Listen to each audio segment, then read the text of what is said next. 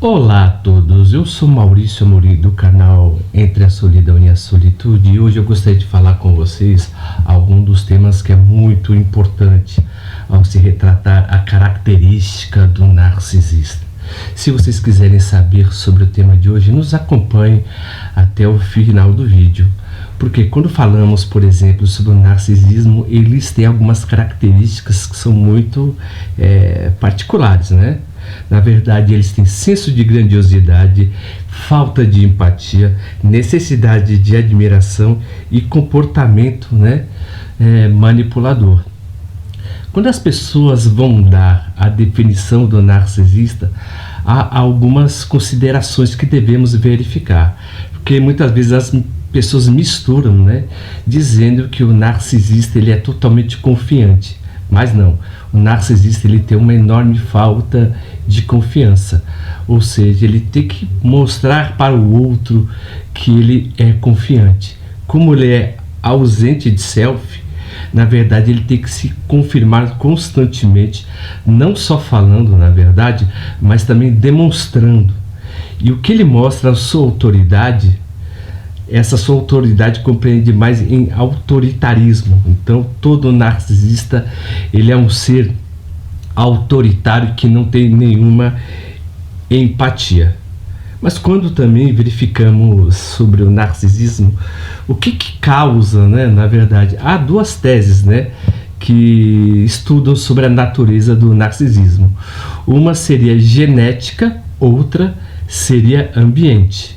Ou seja, a parte genética é de características, que o narcisista vai pegando dos seus genitores. E a outra corrente também é o meio que propicia, que faz criar um narcisista. Mas o interessante também, dentro desse ponto, é que um lar que é totalmente disfuncional e que tem a ausência paterna e que a ausência da mãe é muito forte e preponderante, principalmente se tiver um certo tipo de abuso psicológico, isso fomenta assim para que gere o tipo de narcisista. O porquê?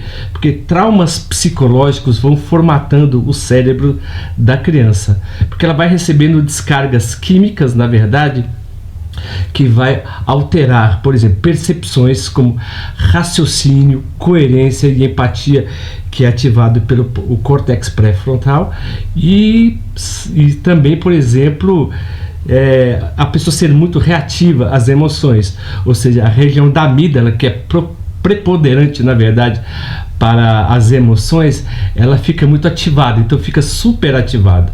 Então você vê que o narcisista ele tem uma emoção muito forte e o senso de raciocínio, na verdade, se torna muito mais fraco. E também, por exemplo, a formatação do hipocampo. O porquê isso? Porque quando o cérebro da criança está sendo totalmente formatado, quando a criança, por exemplo, vai sofrendo constantes abusos, é uma transformação neuropsíquica. O que acontece, O hipotálamo ele vai diminuindo de tamanho, Ou seja, a criança começa a ter uma visão já muito pessimista da realidade. Então, quanto mais o hipocampo fica menor, que são campos relativos à memória, Então, todo tipo de memória ela carrega um fator emocional. Ninguém lembra de algo feliz ou triste da qual não altera a emoção. Então, o campo, a região do hipocampo vai ficando totalmente menor, a função da amígdala se torna mais ativa e a função também do pré-frontal, na verdade, do córtex, fica totalmente inibida. Então tem alguns fatores que são totalmente genéticos, experiências de infância e experiências, por exemplo, que é totalmente dramáticas, Ou seja, o que vai acontecer com isso, na vida adulta, Interessante. Por quê? Porque quando a criança cresce e a mente dela está sendo formatada dessa maneira, ela vai acreditar que tudo aquilo que ela sofre é normal. Então, para ela poder exercer o seu termo de importância, ela vai repetir as mesmas características do seu abusador, mesmo que ela não queira. Mas ela vai fazer isso, na verdade, apenas como uma maneira de impor na verdade, e controle. E como é que esse controle se manifesta na vida adulta? Ela vai se manifestar mediante a manipulação, controle e sadismo, tá?